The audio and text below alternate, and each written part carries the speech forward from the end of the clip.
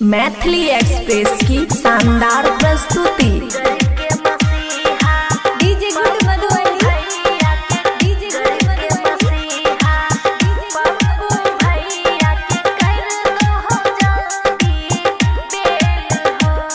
खुशी recording studio Baluaha. केल कई कौन गलतियां नीतीश जी, केल कई कौन गलतियां नीतीश जी, जे पप्पू भैया गेलै जेल हो।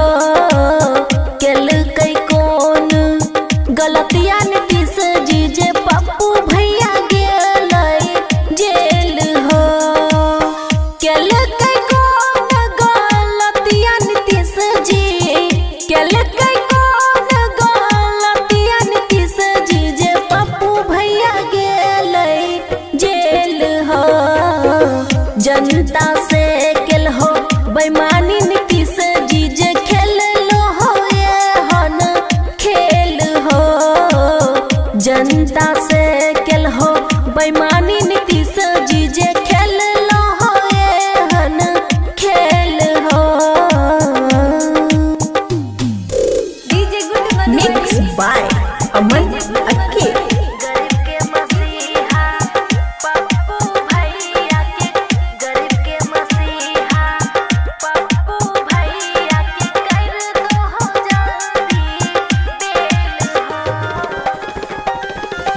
साच पर नहीं आच अबै छै, कहै छै सब लोग हौ रामा, कहै छै सब लोग। साच पर नहीं आच अबै छै, कहै छै सब लोग हौ रामा, कहै छै सब लोग।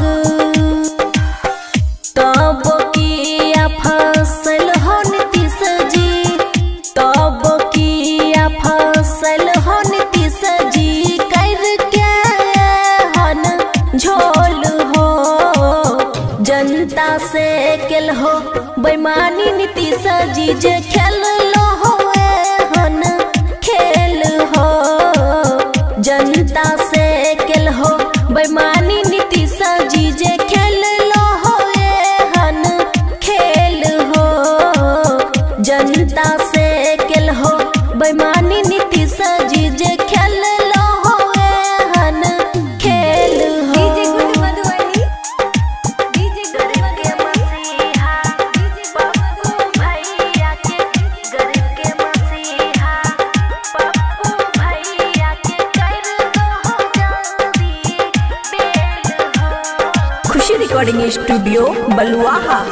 कोरोना के नाम पर हो छै घुसखोरी, करै छै सब लूट हौ रामा, करै छै सब लूट।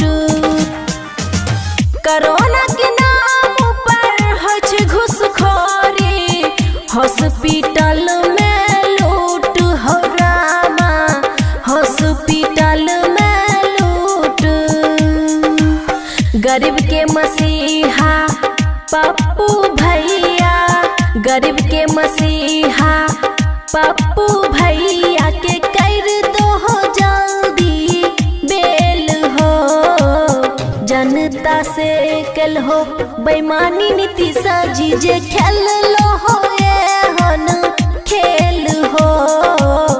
गरीब के मसीहा पप्पू भैया के कर दो हो जल्दी बेल हो। गरीब के मसीहा पप्पू भैया के कर दो हो जल्दी बेल हो। खुशी रिकॉर्डिंग स्टूडियो बलुआहा।